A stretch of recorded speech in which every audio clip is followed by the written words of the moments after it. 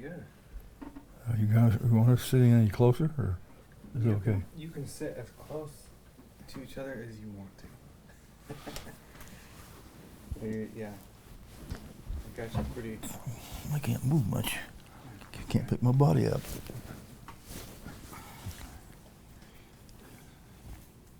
Pretty. Do this for me. Grandma, do that on that microphone. There you go. Grandpa, do the same thing. Yeah, jump on it. There you go. Good. Okay. So, I thought about that it'd be good to have you guys, like, cause I talked to you both separately, you guys told me about, like, stuff from before, like, growing up and stuff, and where you lived, and your parents and everything like that, but, guys, I want to talk about you guys as the Medley family unit, right? So How we met? Yeah. So tell me about when you met. Okay. Well, officially, we met on a prelude to a first what do you call it, blind date. But it turns out that we had met many years before. My mother used to pick up Jeannie's mother to go to primary, and Jeannie and her brother were in the car, and so was I. So we had met many years before, but didn't know it, didn't remember it. And his father was the bishop in the Alhambra ward. Yeah. That's where my mom joined the church. And our official introduction was through a friend who I grew up with, or went to the same ward with for a while, and been on some trips with, Dick Reimers. He had a girlfriend in a ward in North El Monte, California, and the girlfriend had a best friend in high school, which was Jeannie, Grandma Jeannie. So he introduced us at, I don't know what the activity was, but it was in the North El Monte ward, sort of like a dance or something. I can't remember for sure. It was after MIA. After MIA, so I met her. And we decided to go on a date, which we called a blind date, but it was sort of not, but anyway. Not blind. It wasn't blind. So I was taken aback right away by Jeannie. She was cute, dark hair. And I kind of knew who she was in a way because I'd heard of her and her brother. It was Jimmy and Jeannie Giles from North El Monte ward, kind of a... They were in the same stake. Yeah, same stake. But in a different ward. Mine was Los Flores ward, North El Monte ward, Pasadena stake.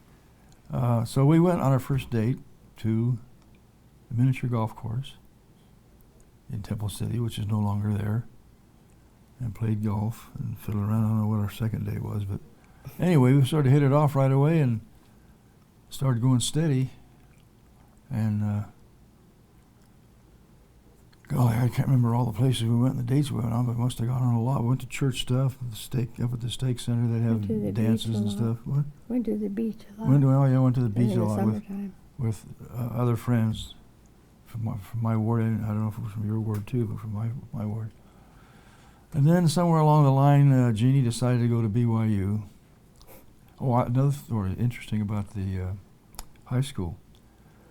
North El Monte, or El Monte High School, would not allow anybody to leave the all-night party once they were there. Graduation party, because they wouldn't want people coming in and out. Well, I had a job at the post office, and I was working from 4 till 8 in the morning and 4 till 8 at night. So I had to leave by about 3:30 or so to go to my job, and they wouldn't let me. The school would not have let me leave. So Jeannie's mother, bless her heart, had staged an all-night graduation party at Jeannie's house. And all of her friends, which turned out to be mostly, I guess, the church friends, that had graduated, came to that party. And then, of course, I could leave when I wanted to go to my job. So that was pretty nice. And then after that, I worked different jobs, and we dated. And then Jeannie decided to go up to BYU. And I figured that if I let her go to BYU, some college guy would run off with her. So I sold my car quit my job, and followed her to BYU. Well, after about a quarter at BYU, she decided she was homesick. So she quit and went home. So I quit and went home. And the interesting thing about that is she didn't know I was coming home. I'd gotten as far as my friend's house, Dick Reimer's house. He put me in the trunk of his car and then drove over to Jeannie's house and opened up the door, and here I am. So that was pretty cool. Maybe that's where I got claustrophobia from, was riding around that trunk. And then while we were at BYU, I was a member of the Athenian fraternity kind of a thing. And part of the deal was that you did this, that, some other crazy stuff. But I gave her my pin at BYU, which is sort of a prelude to engagement, I guess. Anyway, we got home, and I took her for a ride up in the mountains, a place called Chantry Flats, kind of a lover's lane sort of a thing, and asked for my pin back. And With a straight face. With a straight face, and Jeannie started sobbing. And it was a prelude to giving her an engagement ring. So she stopped sobbing. And then I don't even remember when that was when we got engaged, but we had set aside we were going to get married. I guess it was probably April of 55, when because she'd graduated in 54, so April of 55. That was the pin thing and the ring. We decided to get married in September of that year, September 2nd. And so we were engaged, and then lots of crazy stuff going on, still dating and so forth. I was still working at the post office, I guess it was. And used to stand at her back door. And I was a shy kind of a guy, so I didn't know how to turn her head to kiss her. So we would stand at her back door, and she had El Monte Airport was right behind her house. It had a beacon, red light going. So I'd say, "Look at that beacon." She'd turn her head, I'd kiss her. Sneaky. That's pretty much the truth. And her folks moved out to West Covina, I guess it was. Mm-hmm. Built a house and moved out there. So Jeannie went out there with him because they'd sold a house in El Monte. And so I remember parking in front of her house in West Covina. I still lived in Temple City. And I guess I forget exactly how it all came about, but my folks were going to go to Salt Lake first part of September. And so they were up there in Salt Lake anyway, and Jeannie and I, did we ride with your mom and dad? Mm-hmm. Mm-hmm. Rode with Jeannie's mom and dad up to the temple. No freeways. No freeway, 2-lane road up to Salt Lake. And I don't remember for sure, but I think that we didn't have a marriage license the day we were going to get married. We had to go all over so we Salt Lake walked all over Salt Lake, and finally got it. Finally got had to go to the courthouse. Marriage license. And then we went into the temple and got married. Then we had our honeymoon the night in a wagon wheel motel. Still there as far as we know. Or as far as you know, it's still there. And then in the morning, we were going to take a train down to Los Angeles and back to where we were from. And in the old days, then it's not there now, but the old days, the Grand Central Station was a big deal downtown, and there were trains that would actually pull in there and park, and that's where you caught the train and everything. It's not that way anymore. But I was walking along, looking at a big train engine that I was enamored with. I thought we were going to miss the train. She thought we were going to miss the train. She says, "Come on, little boy," she says to me. So I had a rush. Anyway, I got on the train, took the train down to L.A. Your sister picked us up. Oh, my sister? Okay. Mm-hmm. I didn't know how we got around. Ended up going to some more honeymoon stuff in Balboa. It was Labor Day. Labor Day, yeah. Labor Day weekend. And I had started in April of 55 working for the phone company as a lineman down in East Los Angeles. And my crew had gone out to the desert, Palm Springs, for a month or two working out there, and I went with out there. So the Labor Day weekend that we got married, I was working for the post office, or excuse me, the phone company at that time. So I remember I got really sunburned over that weekend, and I had to go back to work sunburned. That was anyway. So I was working out in Palm Springs when we got married, and Jeannie used to stay with my sister during the week, and then I'd come home on weekends. And occasionally you get your girlfriend or your wife to go out to Palm Springs with you, because we had the motel 7 days a week, and so we could just, whoever you roomed with, would just go home or room somewhere else, and so you could bring your wife out there. And I think that motel is still there too. Forget the name, El Dorado or something like that, in North Palm Springs. Anyway, I worked for the phone company there, in and out and around about, and finally, when I was back in East LA working for the phone company as a lineman, a friend of my dad's at our ward was also worked for the phone company as a supervisor, and he, bless his heart, thought that maybe I would do well and have more fun and make a little more money and be less likely to get hurt by working inside for the phone company. I don't know why I keep saying post office. Anyway, so I transferred to downtown Los Angeles with the phone company. And it was a 12th story building, top story, and we did all the nationwide and West Coast TV transmitting for the networks with microwave towers and so forth. And I started working nights because at that point I'd gotten interested in going to dental school, finishing my schooling. So I worked nights, midnight to 8, for 5 years. Went to school in the daytime, and that's probably why I look so old now. Is I didn't get much sleep, and that makes later wrinkles possible. Anyway, so I drove to Pasadena every day to junior college. Sometimes I'd take day classes, sometimes night classes. But anyway, for the 5 years I worked nights. Then, when we could see that handwriting was on the wall and I was going to get into dental school and so forth, I quit the phone company and went to school full-time for a year. And then started dental school in the fall of '63.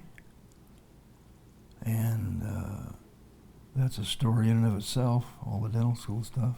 Grandma, what did you think about Grandpa starting dental school with you at home with a bunch of kids? I just thought it was great that he's going to try to be a dentist. I thought that would be a nice job to have. Yeah. And I didn't bother me that I felt very lucky that I could stay home with the kids. Very appreciative that I didn't have to work. Because when he started the dental school, he'd already done the other stuff, but when he started dental school, we had 5 kids. And that was, who was going to take care of the kids if I worked? That's another story. Were you nervous about going to dental school with the family in that stage of development and stuff like that? Not really. We just kind of rolled with the punches. Little by little. You have one kid at a time, and so the chaos just goes up one notch once in a while, and you're getting used to the notches each time. So that wasn't a big deal. We kind of got along fine with that, and we didn't stop doing things. While I was in school to get into dental school, we still went on trips. Yeah, the first trip we went on was when Rick was 4 months old, and he says, "Well, I think we should go camping." And I said, "What? What are we going to do? What? We're going to go camping." I said, first he said we were going to go out of the desert, and I said, "I don't like the desert. It has just snakes out there." Well, he had to prove I was wrong.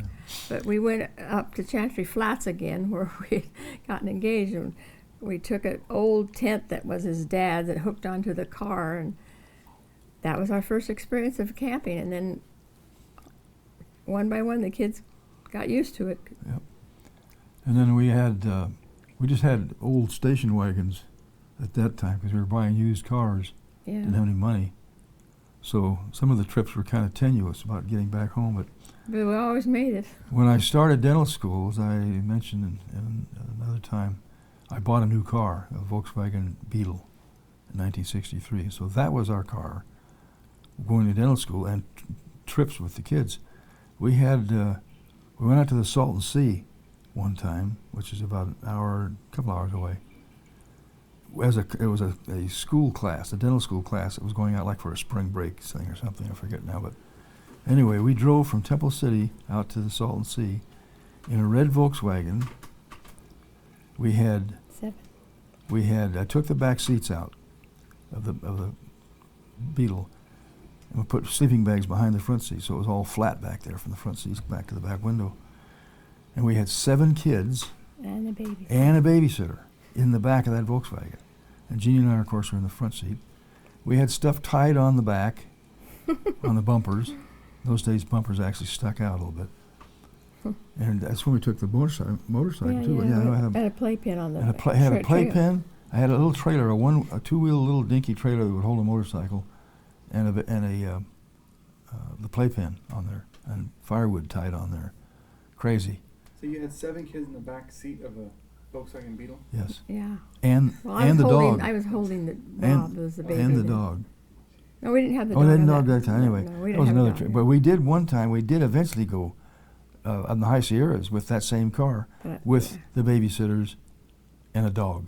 In No, the back. we had no babysitter that time. We had 5 have kids. and the dog. And the Yeah, dog the threw dog. up. The dog threw up in there. the back. That was That terrible. dog got car sick. Anyway, we stopped at the Salton Sea on that first outing, and some of my classmates are standing around there. They said it looked like a clown car because kids just kept coming out of the back, you know. I haven't been there. So anyway, dental school is another story. My goodness, but we didn't stop living while I went to school. We went on, And that's when he built the dune buggy too. Because one time we used to go camping, and he'd have a motorcycle, and he took the older kids for a ride. I'll be right back. I'll just take these kids, and then, be right back. It is not in his lingo. Hours later, he comes back, and I said, if you don't build something that we can all sit in, we're not doing this anymore, because I'm not going to sit back at the camp with the little kids waiting for you to come back. So we did. So we We built built a dune buggy. we built a dune buggy out of that 8 '63. kids, and a mom and dad and a dog. Yeah, that buggy was made out of the Volkswagen that I'd purchased in '63. That was a fun time. I still have that dune buggy mostly. A few parts that were original, and the rest of it isn't. Anyway, So the original dune buggy was the one with all the bench seats Yes. in it, right? Yes. Is the current yellow one a modified version of that one, or was that completely rebuilt? completely rebuilt, but some of the parts, like the front end and the clutch, Yeah, it was- the clutch and gas and brake pedal assembly, steering column, is at the front end. Originally, the Volkswagen engine and transmission were from the original car. Now it's 40-some years later. We built that dune buggy in 1968. The original one? The original was The original one, we joined a dune buggy club, and that was fun because we went once a month somewhere new, and other families came, and it was quite big. And they had different presidents each year, and he was president one year, and it was fun. We had a good time. Anyway, we built that buggy in '68. The original one. The original one, and whatever it is now, is 2018. That's how old that buggy is. So that motor that's in the yellow one is the same motor in the original one that you did, No. or different one? Rebuilt a couple of times. Okay. But the basic running gear, like the rear suspension, front end, a few other Yeah. things, are all original. First buggy I built, I had a guy bend pipe. It was thick-walled pipe. Bend it, and then I took a grinder, handheld grinder, and a file, and cut all the little notches you had to have for all the stuff. And our son Rick stay up at night with me sometimes, grinding on that crap. Pardon the expression, but anyway. And He liked it. the place where I was having the dune buggy welded together was about 4 blocks away. So I'd cut when you made the kind of dune buggy I had, you cut the car in half. And so you have the back and the front end. You take the body off and everything, but you have and so everything I did on that thing, I had to walk downtown Temple City about 4 or 5 blocks and have a guy weld it, and then I'd walk back with it, pushing it like a wheelbarrow. Tires were on it, I built the whole buggy that way in sections. And, it was crazy. And I didn't have any tools. No tools. I don't know how the heck I built the thing. Anyway, the buggy. That was quite a the kids. thing. Some of the kids grew up on the buggy. Yeah, Rob and John were. And you have pictures of that, right? Oh yeah. Yeah, Yeah, we got pictures I of have the them in buggy. that drawer over there. Out there. And we've been The on original buggy. hundreds of dune buggy trips since, Yeah, all over the place. Southern California desert, Pismo Beach, up by San Luis Obispo, and Escalon. Escalante, Death Valley, Yeah. wherever.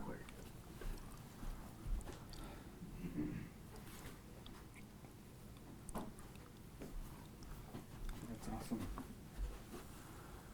And one of the funny things, should I tell them about this? Aren't they kind of dark? One of the funny things about our courtship and marriage and so forth is my mother had some odd ideas. And he didn't tell me this till just about a year ago. Yeah, I kept it from her because I thought it was hurtful. But anyway, It was.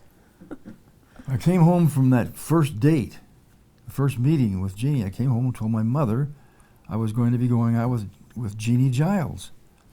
And her comment was immediate. She says, "Aren't they kind of dark?" Oh, My mother was the reflection. Indian. Yeah. Oh, yeah. Aren't they kind of dark? Because she had remembered Grandma Des Mm-hmm. from the primary days, and she had picked her up Mm-hmm. to go to primary. So anyway, so that was kind of interesting. And then after we were married for a while, went to a wedding reception in a backyard in some friends of my mother's, and I showed up to the wedding reception. I think I had a dress clothes, but I had a regular white shirt, but I didn't have it buttoned or didn't have a tie on. So it was sort of semi-formal. And my mother, as soon as she saw me, she came over and says, "Just because you married somebody from El Monte doesn't mean you have to dress like them." So I didn't tell her that either. No, Oh my gosh. I forgave her. Yeah, Yeah. that's good. But we had all of our kids by the time I was out of dental school. Yeah, pretty much out of dental school. Yeah, we had 7 at your graduation. Well, so I wanted to ask you, what Grandpa was taken by Grandma the first time you met her. Grandma, what did you think of Grandpa the first time you met him? I thought he was sort of clever. Or what Clever. he was on crutches when I first met him because he'd had a toe operated on. So that was interesting. But he had his own car. It was pretty cool. He was cute. He was from the other ward.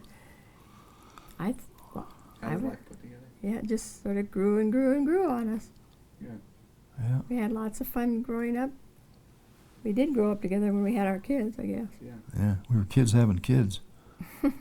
What made you like each other? Like what about Grandma like was it that started making you feel like romantically interested in her? Well, she was cute and fun to be around. And I don't really think I really dated very much.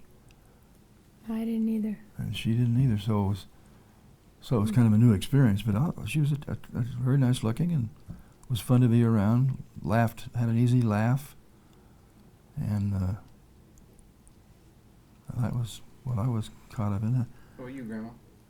He was polite, believe it or not. He started out that way. I didn't burp until after we got married. No. He just grew on me little by little. Like fungus. Mm-hmm. We talked about getting married. We wanted lots of kids. We discussed that at BYU. So when we got married, we started having kids. And at one time, my dad says, "You're having a lot of kids." And I says, "Yeah." And I said, "I'm going to have more than you." My dad and mom had 4 kids. I said, "I bet you we have more than you did." He said, "Oh, I don't think so. I'll bet you." And he says, "What do you want to bet?" I said, "I'll bet you $100. So after Debbie was born, she was our 5th, he came to the hospital and gave me a check for $100. And he told me, "I'll give it to you, but you have to spend it on yourself." That's good. Not on your kid. That's Yeah. funny. My mother was kind of the opposite. Oh. Every time Jeannie got pregnant, my mother would go, Don't you think you should wait till he's out of school? Or don't you think you should do that? So after a while, I didn't want to tell her. Yeah. And then we moved and lived right behind her, and I was pregnant with Debbie, I believe. And I said, you got to tell your mama. It's a little obvious here. And then for a while there, she just didn't even talk to us. yeah. So And I what- forgave her for that, too. And I said, right then, I said, I'll never do that to my children. Never. That's good. They can have as many kids as they want. I'm not going to say a word. So And to this day, I'm pretty sure I never did. Rick got off pretty easy then. Yeah. Having any kids. Yeah. Yeah. I don't know, she just figured that, and she's probably right. We should postpone, but I didn't want to have our kids when I was older. I didn't want to have kids, little tiny babies, when my older kids were in high school, because I figured that would take away from their Mhm. stuff. Yeah, So we just had them, and then we said, okay, that's it. and done. What was it? I mean, I'm biased because he's my dad, but what was it like when going from like no kids to kids? Like, what was it like starting to have kids, and like what was that like? Well, Jeannie had helped raise her two sisters. 12 years difference? yeah, 11 So she was 12 and 13 and 14 when her sisters were little. So she had kind of gotten her feet wet that way. Yeah. And me, I never did have any little siblings like that. But you know, you have them. They get bigger slowly, and They you get just, a lot of fun. it We did a lot never- of stuff with them. It was never a big deal, or he said, "Oh man, what have we done?" It was always. Why didn't I have more? And we also decided when I started going back to school and then started to go to dental school that because we plotted it out and say how long will it take to do this, and this, and we just decided that we would not. It would take us about 11 years to get into and through dental school. But we would just live our lives, not curtail anything. So we did. We went on trips and took the kids to everything, and so it wasn't a big deal. It was just It was like growing up with them because we were so young too, yeah. raising your kids. That's kind of Yeah. good because then you get older, your kids can come take care of you because they're retired. That's right. Boy, you're not They're old kidding. enough. Yeah, you're not kidding.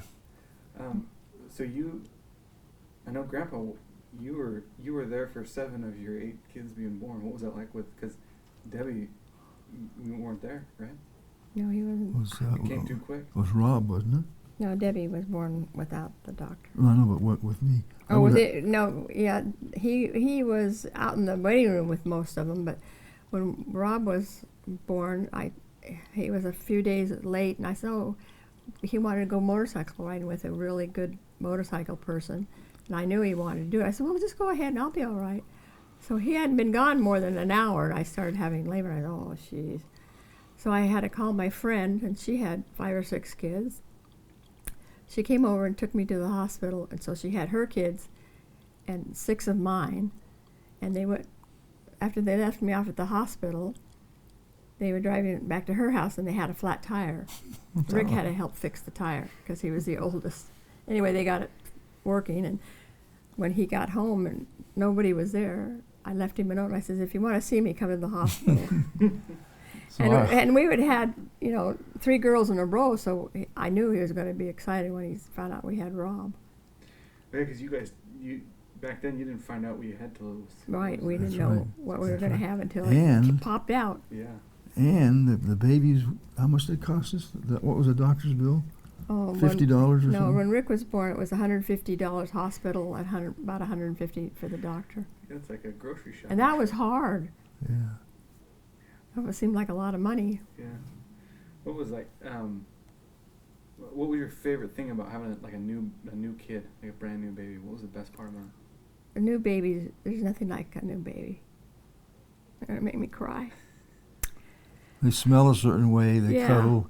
They're so dependent on you that you don't sit around and pat yourself on the back, but you realize that you're really fulfilling a role that's has to be done. Yeah. Yeah. And we were very fortunate to have 4 boys and 4 girls. Yeah. Yeah.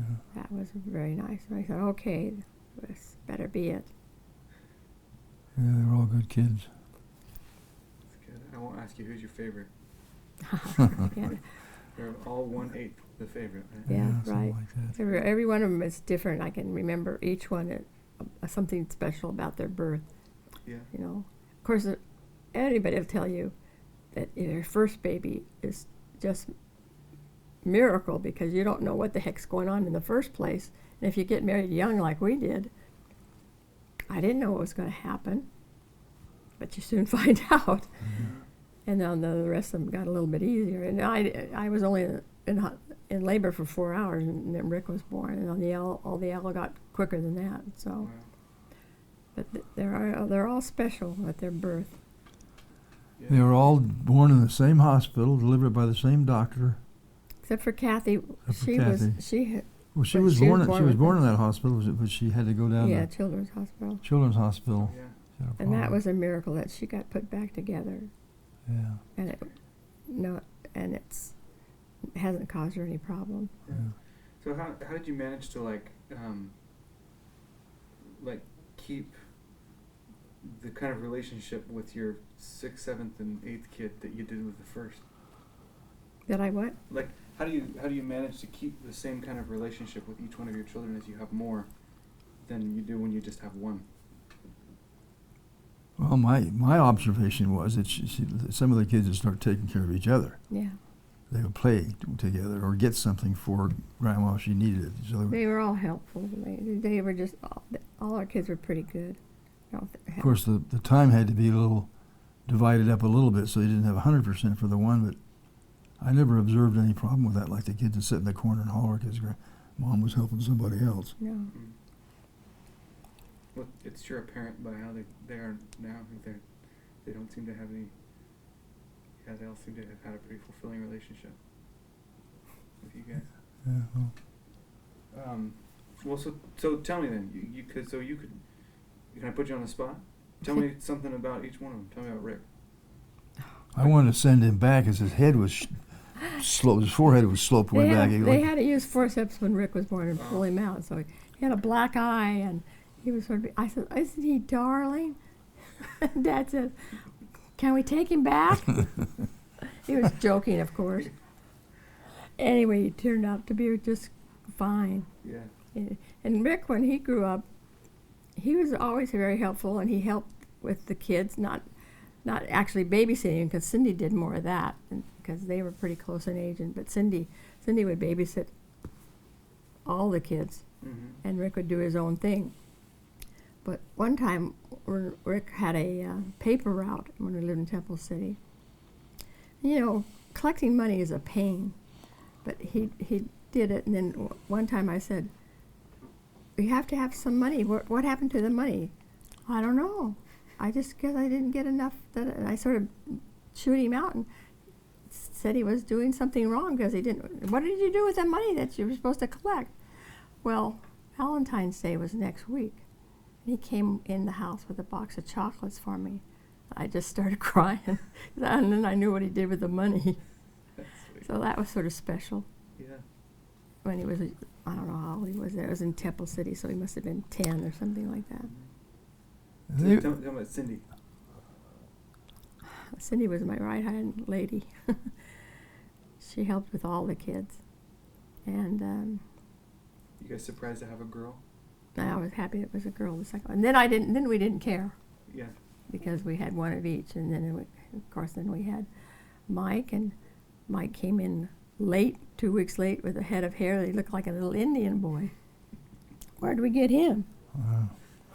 When Rick and Cindy, Rick was bald and Cindy had a tiny bit of hair, but Mike had them all beat. I think he still does. Yeah, Yeah, he pretty much. probably does. Rob and John had a lot of hair.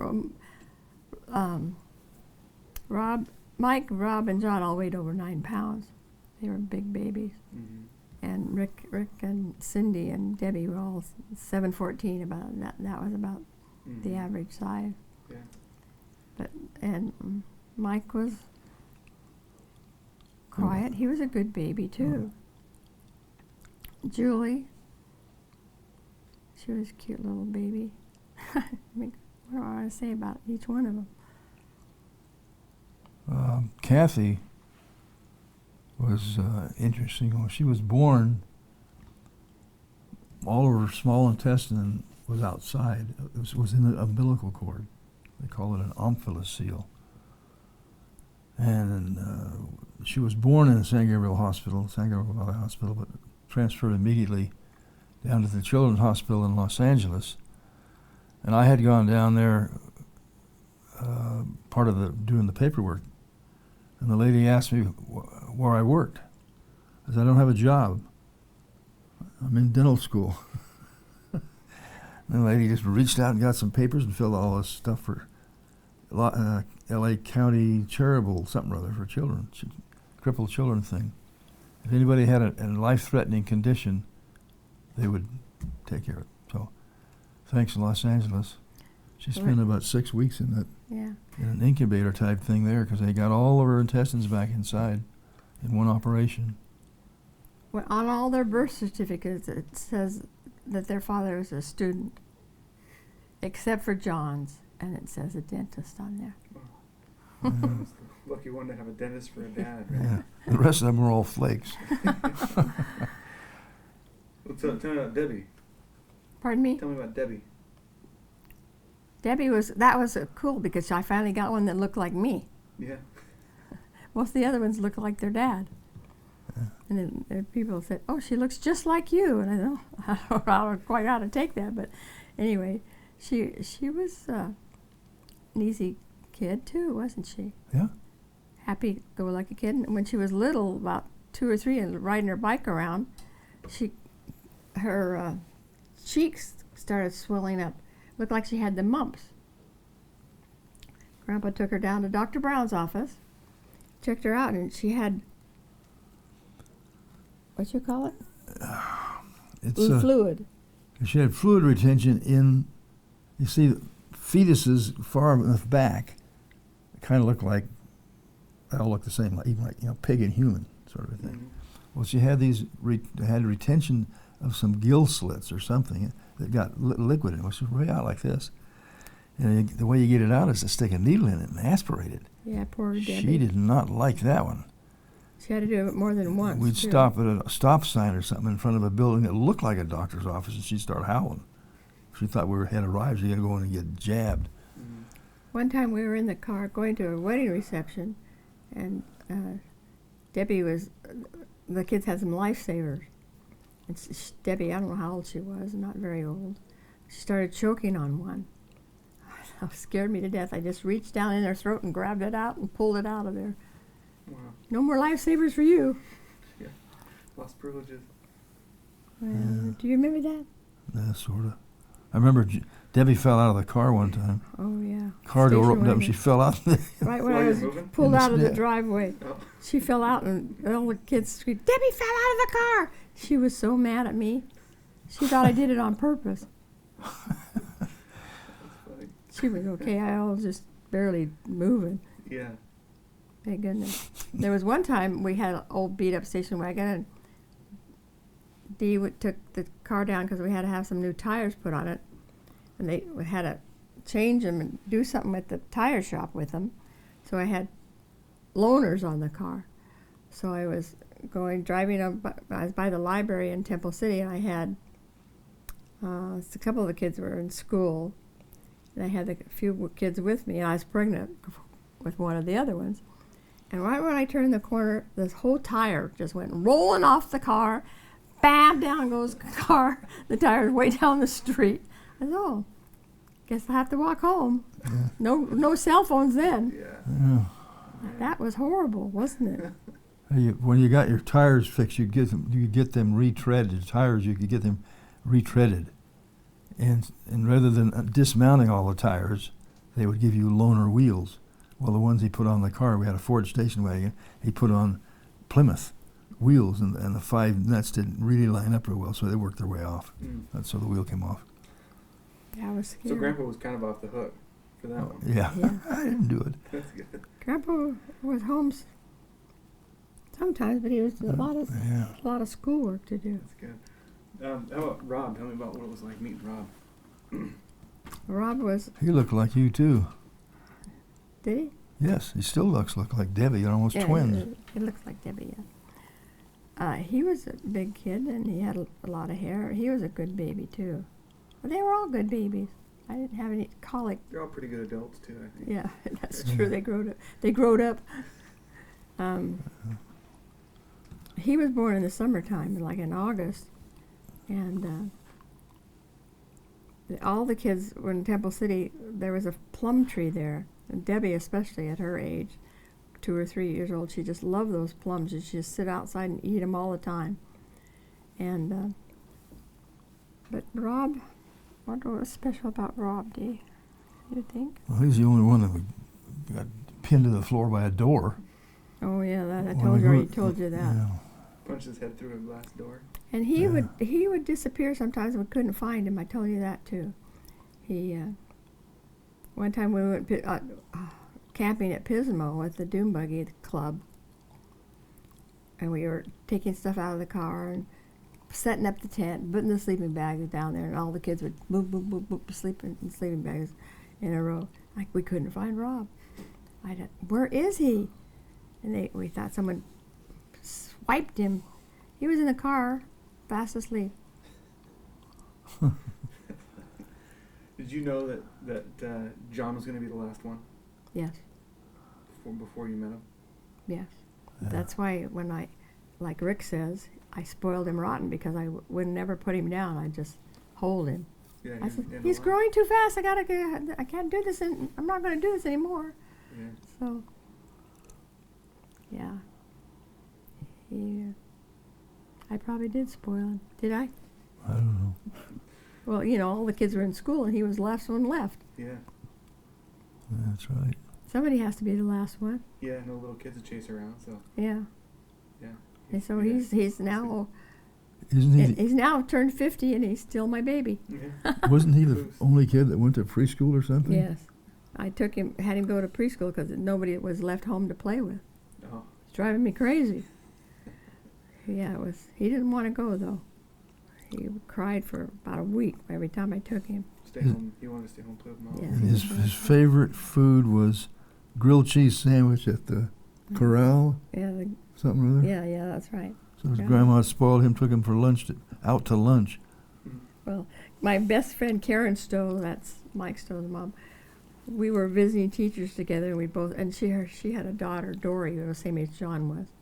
So we'd get them out of kindergarten, and we'd go to lunch and just have fun, and then go do our visiting teaching. That was South. Things like that. We used to go shopping all the time together too. Hmm. Buy stuff for our girls at the teenage sweater shop or something. Mm-hmm. So what? Kind of put you on the spot too. What's something that was like challenging about raising a family? Like what were things that were like Oh. tough? I don't know. It was challenging because we had Well, you had to count your pennies. Grandma would go to the grocery store shopping, and she would have to keep track of everything she was buying because she only had a finite amount of money. You do now with a debit card or something, you buy what the heck you want. So I If you remember have that money. that was a big deal, counting pennies and putting stuff back when you couldn't afford it. And whenever you went somewhere, you had 11 things to do to get them together. You got to get all dressed and all that stuff, and in the car, we didn't have car seats or car seat belts in those days. So it wasn't so much you had to bundle a bunch of kids in car seats, but it just took longer to get ready to go somewhere, and you had to herd everybody around when you went to church. Going here and going there and so forth. So the numbers, you're just busier, and. I know when we used to take a lot of drives when Grandpa was in school. We'd drive in Pasadena and look at the big houses and what we were going to have Yeah. someday. And I always had a big basket, about so big, and in that basket I had a change of clothes for everybody, and some snacks, and then I make sure I had water bottle. We didn't have water bottles then, so I just take a water with some paper cups, because you never knew where we were going to end up. And we used that quite a bit. We'd end up find a creek somewhere. Kids would all get wet, but we had to change of clothes. Yeah, go out in the desert and just park in a creek and Yeah, that's right. dam it up a little bit, and the kids would be playing around the car. Yeah, Got a few pictures of that. yeah. That's cool. Have a lot of pictures of that. So you guys know each other probably a little bit better now than you did when you first met. Oh, I'm sure. So, what are I mean, why am I still with him? Yeah. What kinds of things do you admire or attract you to each other that maybe you didn't before, or things you've learned about each other? Well, I have found since Jeannie Jeannie got her back done, surgery, and her knee, that I was taking care of her quite a bit, like put her to bed, tuck her in, get stuff for her, and so forth. And I started to realize how ignorant I was of what she did every day for all the time. And when I started putting her to bed, I realized how dependent somebody is that's having that done, because that was before that. I would sit down at the table and eat dinner and just go somewhere else, go read a book or go out and do something. Never thought one thing about those dishes have to be cleaned. And so when it got to the point where I was kind of doing that, man, I've been a lazy bum. I've been just taking taking advantage of you. But I didn't feel that at all. I didn't feel like he was. And That was just the way it was. He'd help with the kids. But when he could. Yeah, but I've just realized now, realizing now that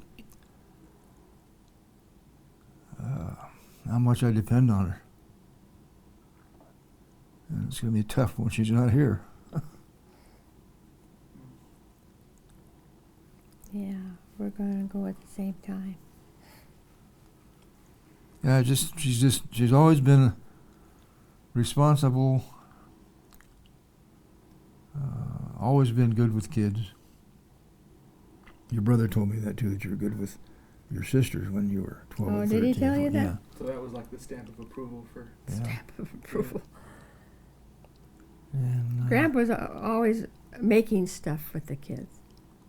Or at Christmas time, I get all year it'd take me putting stuff away for Christmas. And then he'd get a couple days before Christmas, and we'd look and see who got what we were giving them, to see if the piles looked equal. Mm-hmm.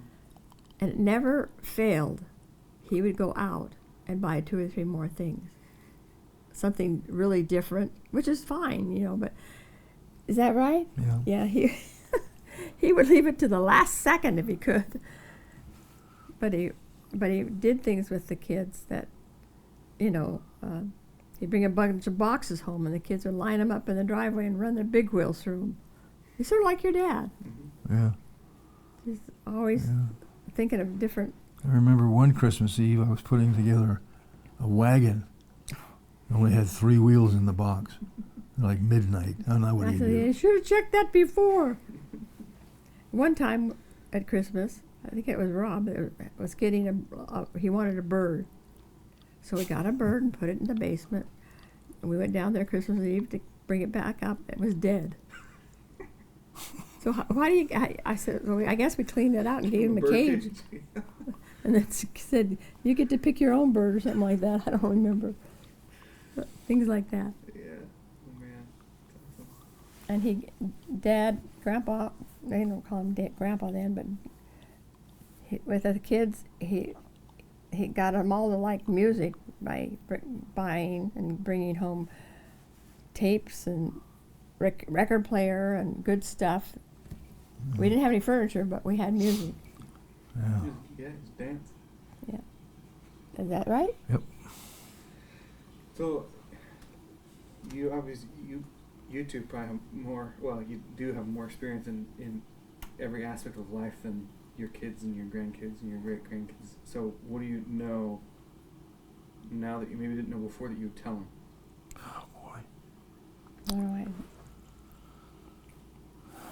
to be easy with each other. It takes a lot of work.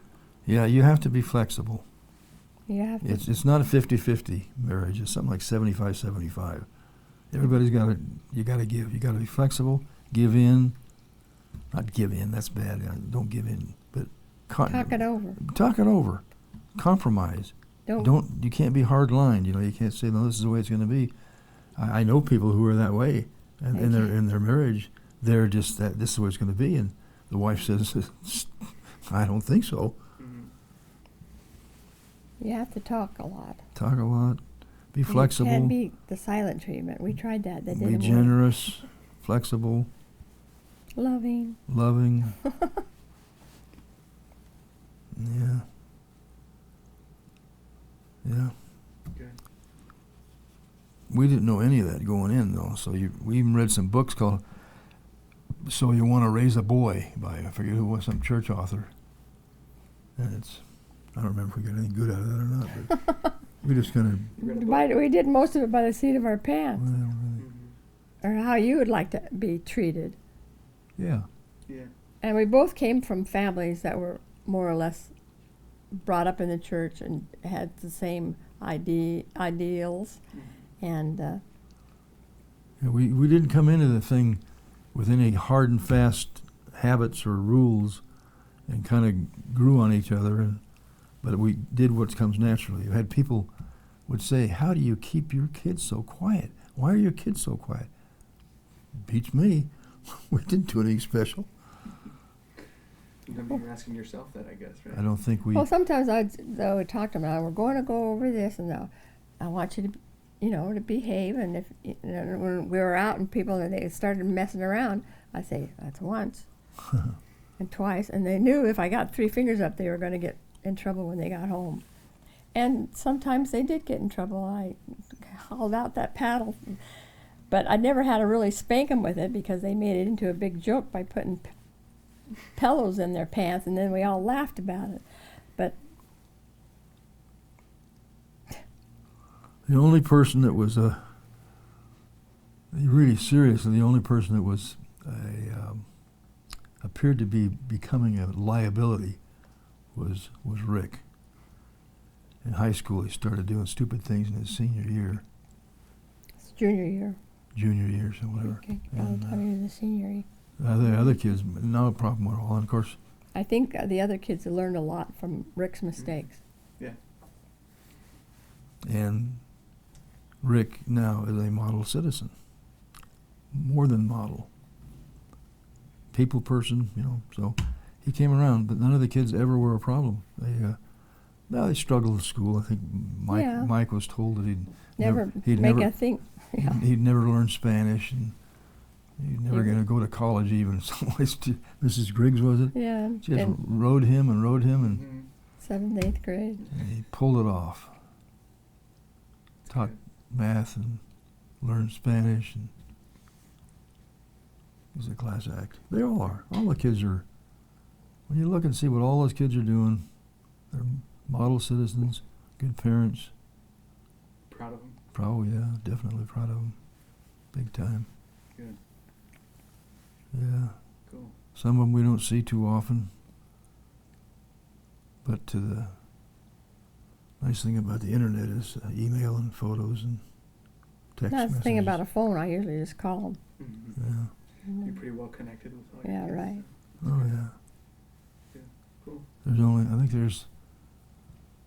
think there's any of the kids that I don't recognize a voice on the phone. Sometimes there's just little nuances in the voice with the telephone and the narrow bandwidth of frequencies that their characteristic voice still rings with enough that you can tell who it is.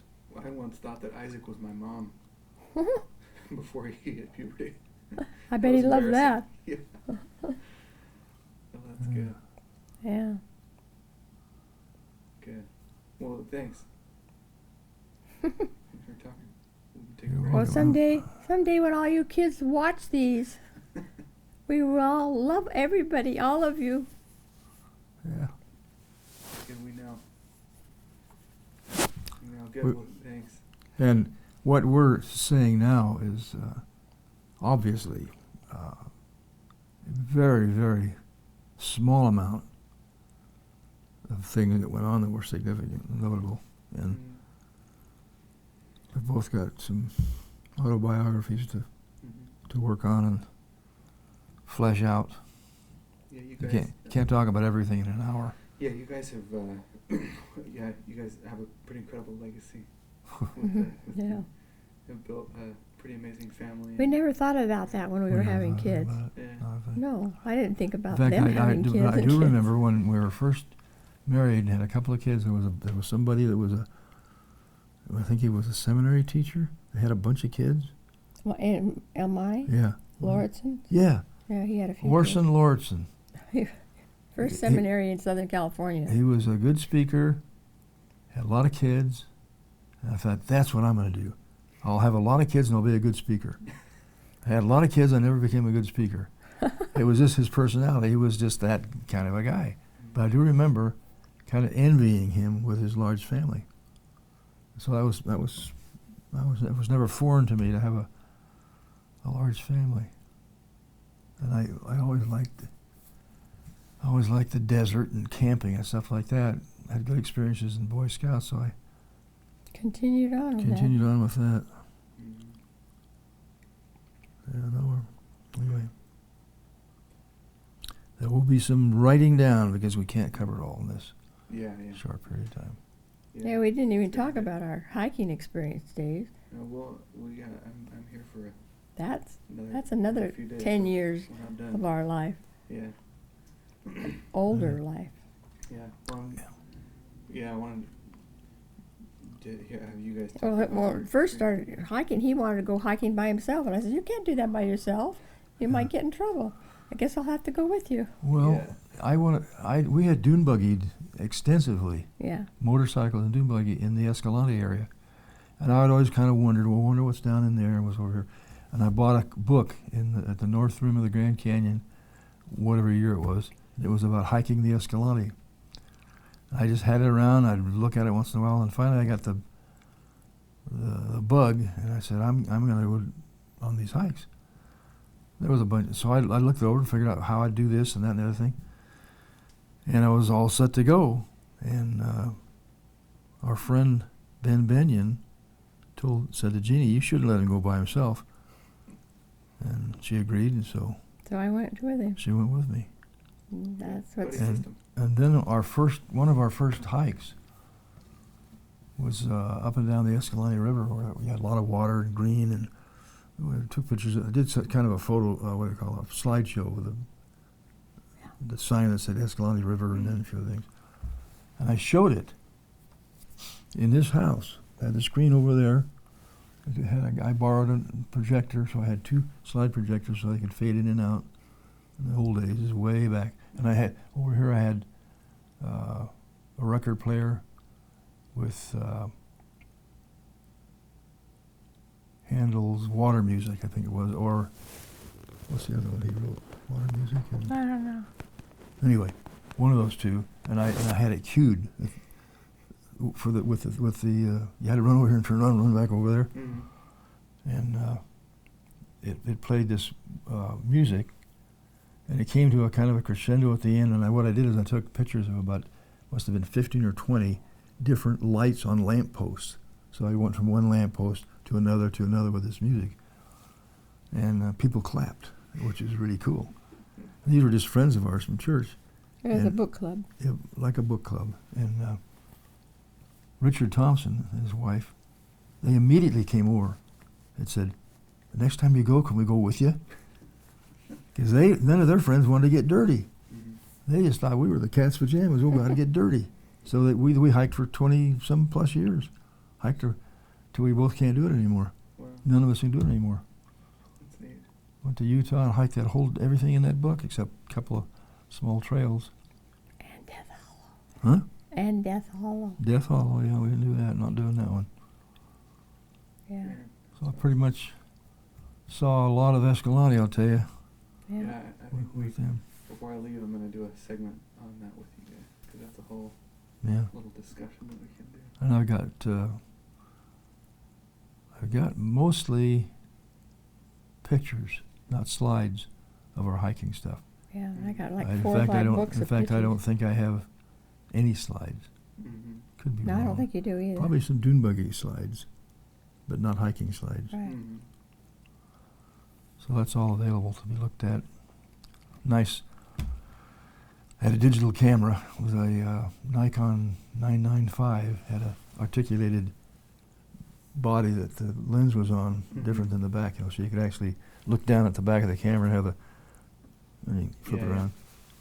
That was a good thing. I forget how many megapixels it was, but I got some really nice shots with that. Yeah. The problem with it was the darn view screen was only Yeah. that big. You Can't couldn't see see what what you you're shot. doing. Yeah. But it was pretty versatile. It was a good camera. That's cool. Still works. Yeah. Still use it, I guess, if I wanted to. Yeah. We'll take a break. Get a drink of water. Sounds good to me.